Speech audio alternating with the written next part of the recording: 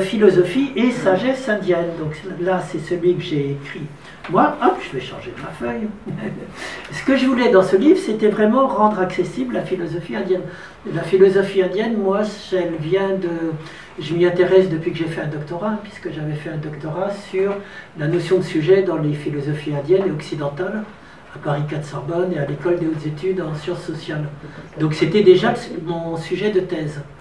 Vu que, entre-temps, je devais avoir dans les 24 ans quand j'ai passé mon doctorat, donc entre 24 ans et aujourd'hui, il s'est passé un temps certain, comme je disais tout à l'heure à un autre propos, et j'ai beaucoup donné de cours de méditation, j'ai pratiqué, alors qu'à l'époque je ne pratiquais pas, quand j'ai écrit mon doctorat, du zen essentiellement, de la pleine conscience que j'enseigne, et puis en même temps des cours que je donnais sur la philosophie indienne. Tout ça pour dire que j'avais envie, après plus de 40 ans, de me dire que j'allais rendre ce corpus, ces connaissances de la philosophie indienne beaucoup plus proches, accessibles et vivantes. Donc c'est pas du tout un ouvrage universitaire.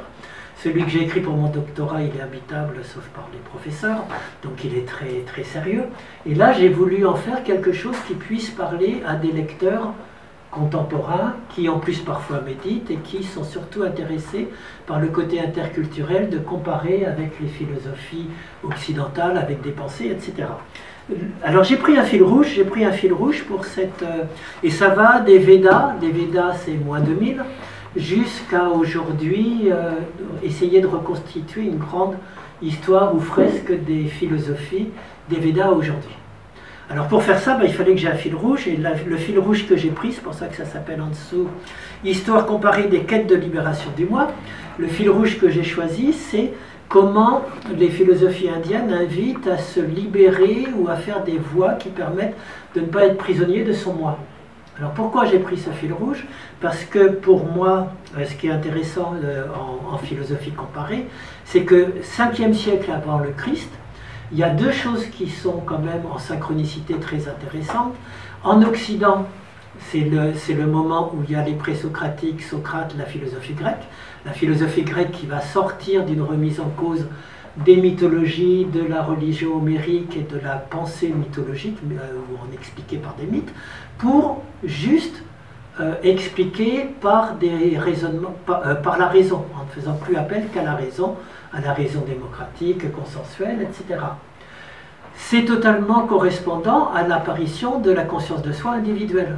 C'est-à-dire que notre fameuse conscience de soi et notre fameux moi occidental, il apparaît au 5e siècle chez les Grecs.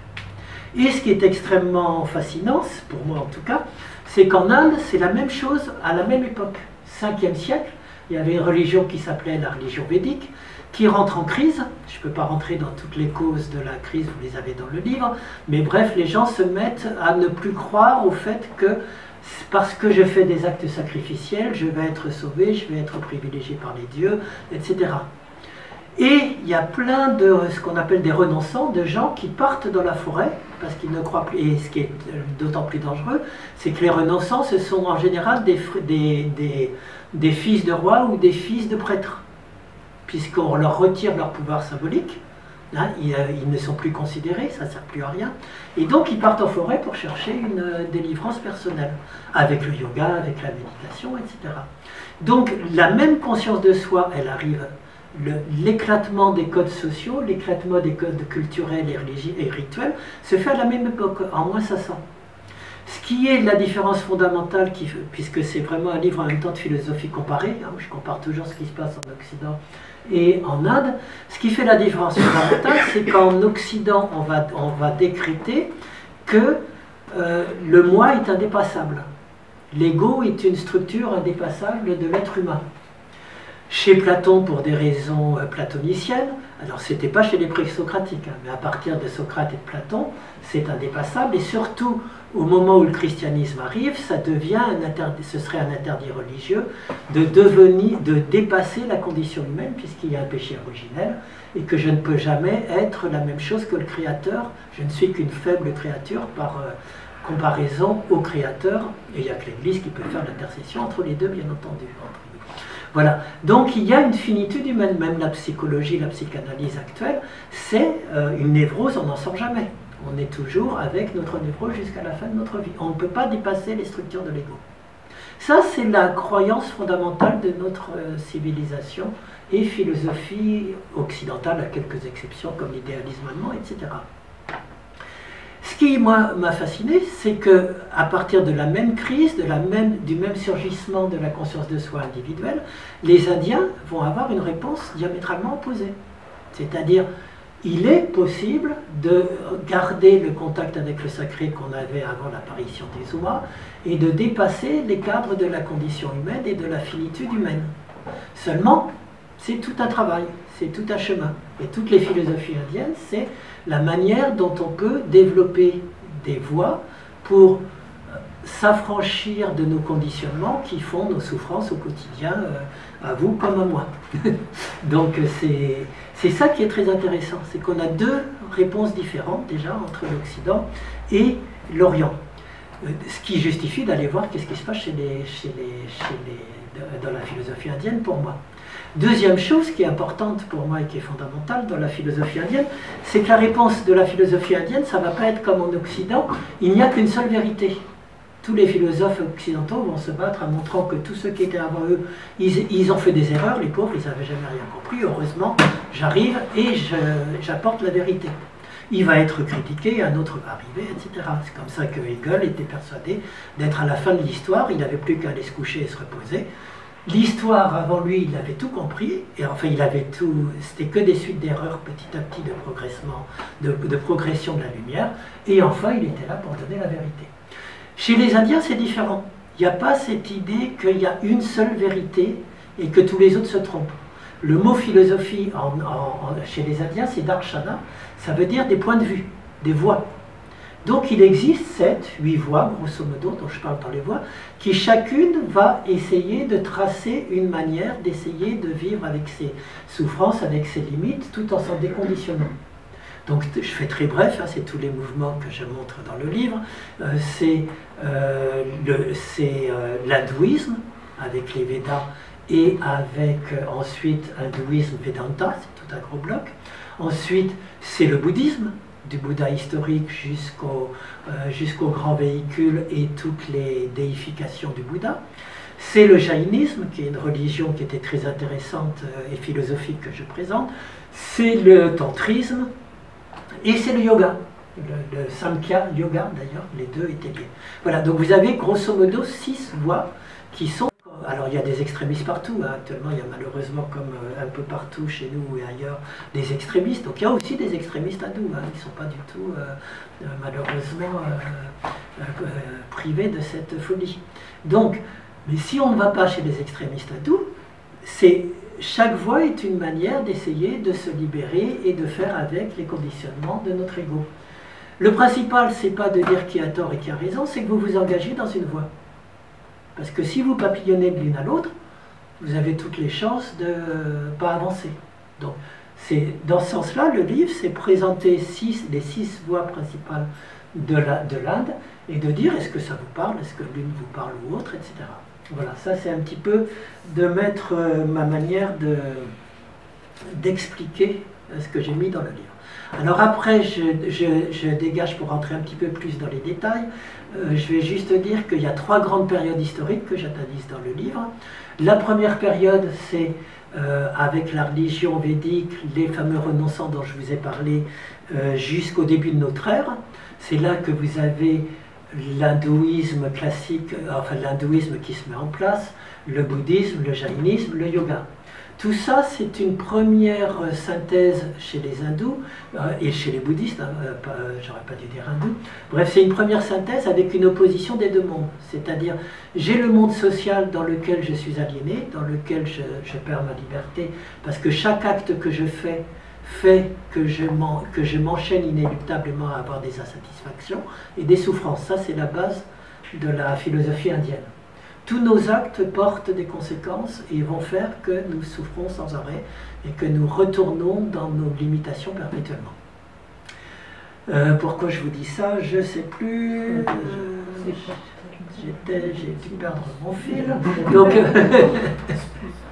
Et donc c'était, oui, c'était ça dans les... Oui, voilà. Et donc il y avait, j'ai retrouvé, merci. Donc il y a le monde social, dans lequel je suis perdu par mes actes, et pour me libérer, il faut que j'aille dans la forêt, il faut que je devienne moine, il faut que je renonce au monde. Donc on a une opposition dualiste, entre guillemets, entre le monde de la délivrance et le monde social dans lequel je vis. Ça va jusqu'au début de notre ère. Même Bouddha rentre là-dedans. Bouddha, je vous rappelle que il était supposé être le fils d'un roi. C'est exactement le symbole même de la crise qui existait au 5e siècle avant. Il est du 5e siècle avant d'ailleurs. Hein. Et donc, il a quitté tout. Il a quitté sa femme, il a quitté ses enfants, pour chercher une libération. Donc jusqu'au 1er siècle, on a une solution, mais elle est héroïque. Elle implique que vous devez abandonner votre métier, ce que vous faites dans la société, si vous voulez vous libérer. Le deuxième grand tournant, c'est au début de notre ère, donc ça c'est les 3 grandes périodes dans le livre, du début de notre ère jusqu'à grosso modo 15e, 16e siècle. Là, il y a une révolution philosophique extrêmement intéressante qui va arriver en Inde, tous les mouvements, que ce soit l'hindouisme ou le bouddhisme essentiellement, vont trouver une solution, puisque ça remettait en cause la structure de la société, hein, si tout le monde se barrait, surtout ceux qui avaient le pouvoir. Donc il y a une réponse triomphale. Cette réponse triomphale, les premiers à la mettre en œuvre, ce n'est pas les bouddhistes, c'est les hindous. C'est la fameuse Bhagavad Gita pour ceux qui la connaissent. C'est très amusant, la Bhagavad Gita, je vais quand même vous en dire 2 mots. Il y a l'immense épopée du Mahabharata, c'est comme l'Iliade et l'Odyssée, hein, il y a plus de 20 000 vers, je crois. Et au milieu, on a enchâssé le moment de la bataille entre les 2 clans ennemis. Et Arjuna, c'est le chef de l'armée qui va déclencher la bataille finale contre les méchants. Et au moment où il va le faire, il a un drame de conscience.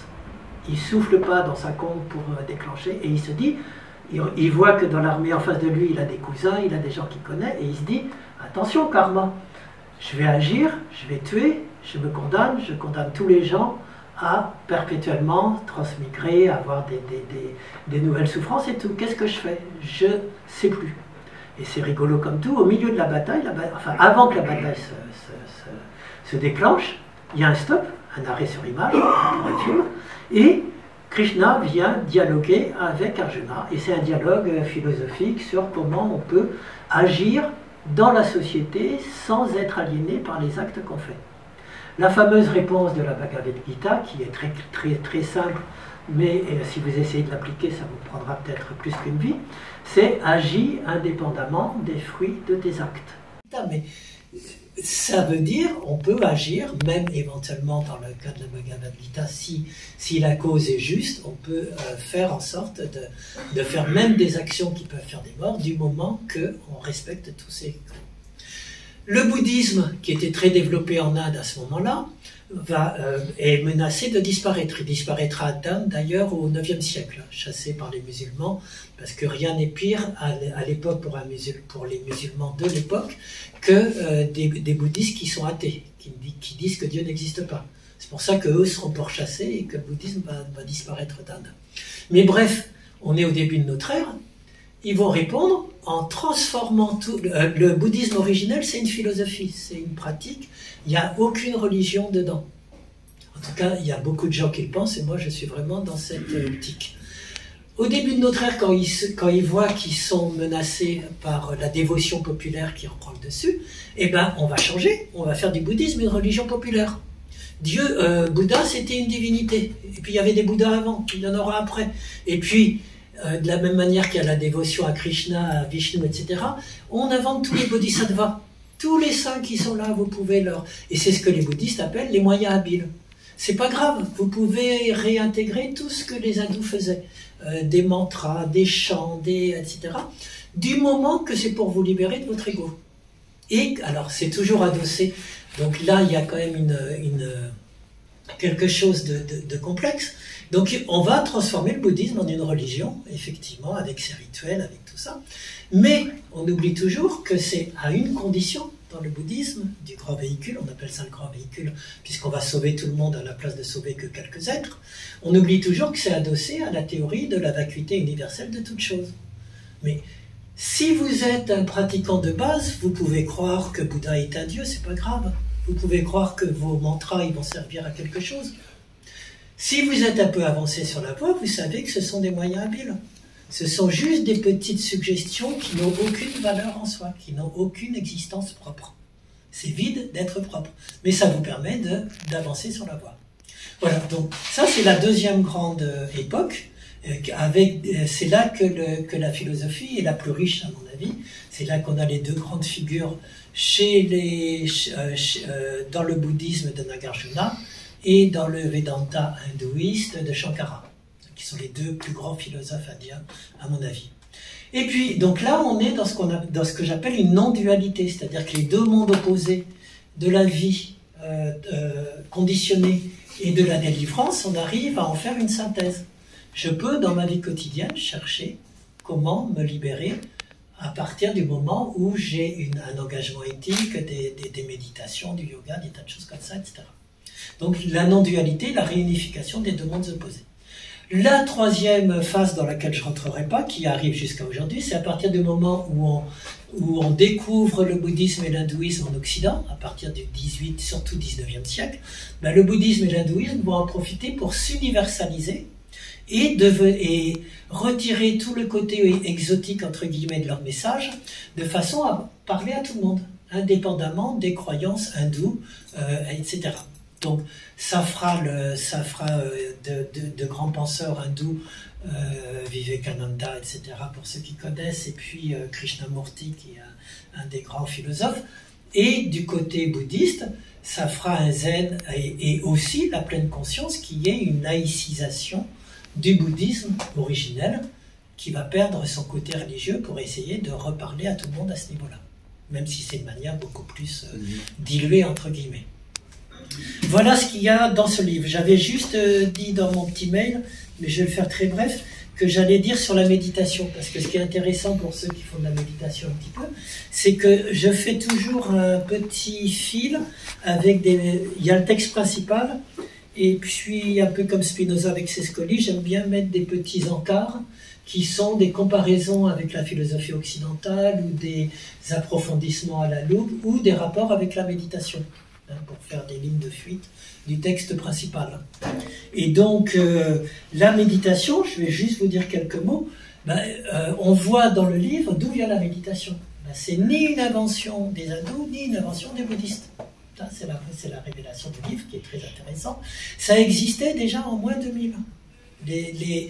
L'Inde, la civilisation indienne, elle arrive, moins 1500, c'est les invasions indo-ariennes qui viennent d'Iran, qui vont en Inde, qui amènent leurs dieux, c'est les mêmes dieux qu'on a en Iran, sauf que leur fonction a été inversée souvent, et donc on a vraiment la preuve que c'est l'invasion indo-arienne qui passe l'Himalaya, qui arrive en Inde, et qui va faire ce qu'on appelle la religion védique, puis l'hindouisme. Et ce qui est extrêmement intéressant, c'est qu'il existe des figures, à Mohenjo-Daro, c'était la civilisation pré-védique arapéenne, ça s'appelle, entre moins 1800 et moins 2003, selon les datations du carbone. Et c'est là qu'on trouve une première figure qu'on appelle la figure du Proto-Shiva. Je voulais l'amener, mais je l'ai oublié. Et vous pouvez regarder sur Internet, vous tapez Proto-Shiva, Mohenjo-Daro, et vous trouvez un Shiva en train de méditer, en posture de méditation. Donc Zazen, la méditation Zazen, elle n'a pas été inventée par... elle existait déjà. Ça existe depuis moins 1800, moins 2000. Et encore plus intéressant, pour voir d'où vient la méditation, il est entouré d'animaux, un peu comme dans la grotte de Lascaux, le fameux personnage allongé avec un genre de chaman au-dessus et tout. Tout ça pour dire quoi? C'est que non seulement la méditation, elle existait avant les invasions indo-ariennes, mais c'était le chamanisme l'origine de la méditation. C'est pas plus compliqué. C'est-à-dire que à la base, il y a du chamanisme, on a des mouvements de sortie du corps et de contact avec des divinités, des esprits, etc. C'est ce qu'on appelle des extases. La méditation, ça arrive quand, à un moment donné, à la place de suivre ce mouvement de sortie en dehors du corps, avec des trans, des phénomènes énergétiques, on retourne les énergies à l'intérieur de soi, pour non plus chercher une extase, mais ce que Mircea Eliade va appeler une enstase. C'est-à-dire retrouver ce qui est au plus profond de soi, qui n'est pas conditionné comme le reste. Voilà l'origine de la méditation, tout simplement. Après, elle va prendre plein de formes différentes, j'ai pas le temps de vous les montrer, mais plein de formes différentes, effectivement, dans l'hindouisme, dans le bouddhisme. Alors en 2 mots, vraiment pour faire très bref quand même, dans l'hindouisme, la méditation, elle va se concentrer sur un point. Ekagrata, c'est-à-dire on fixe son attention sur un point. Et on cherche à stopper le flux mental. Yoga, c'est aussi c'est stopper, unifier le mental, faire un stop, stopper arrêter le flux des pensées intentionnelles. Donc dans l'hindouisme classique, la méditation, je vais pas lutter, mais chercher à stopper. D'où le yoga, d'où les techniques de rétention du souffle, etc. C'est très différent de la méditation bouddhiste qui, elle, prend... Alors on stoppe pourquoi? Parce que dans l'hindouisme, on pense qu'on va retrouver un principe ultime, justement, en soi, qui est inaltérable, non conditionné, etc. Alors que dans le bouddhisme, qui pose qu'il n'y a pas de principe ultime, pas de Dieu, pas d'Atman, pas d'âme, pas de quoi que ce soit, et bien la seule chose à faire, c'est de laisser passer. Et donc la méditation bouddhiste, c'est le mouvement presque inverse. J'apprends à déconstruire les choses et à les laisser passer sans me faire embarquer par elles. Que ce soit mes peurs, mes émotions, mes pensées, etc. Donc c'est 2 mouvements complémentaires mais assez différents entre la méditation hindoue qui focalise et qui cherche à bloquer, à stopper le flux, et des bouddhistes qui cherchent à le laisser passer sans se faire embarquer par lui. Voilà, après ça va changer bien entendu dans ma 2e période, quand le côté dévotion, religion arrive, et ben on va rentrer, on va perdre la méditation épurée et elle va prendre plein d'autres fioritures, comme on dirait pour la musique baroque. C'est-à-dire on va pouvoir rajouter des mantras, des sons, on va pouvoir rajouter des sons, on va pouvoir rajouter des gestes, des mudras, on va pouvoir rajouter des dévotions aux dieux, des choses comme ça, etc. Ou au bodhisattva quand on est bouddhiste et tout. Donc elle va s'enrichir d'autres domaines qui vont permettre d'aller plus loin à ce niveau-là. Et à la fin, pour faire le très grand saut, quand on arrive aux dernières positions non dualistes, ben on va revenir à la simplicité, que ce soit chez les hindous ou chez les bouddhistes. Il n'y a rien à faire, c'est juste retrouver la simplicité originelle comme elle est. Et là, on va plutôt se débarrasser de toutes les fioritures qu'on aura mises auparavant. Voilà, j'espère que ça vous donne un petit aperçu de ce qu'il peut y avoir dans cet ouvrage.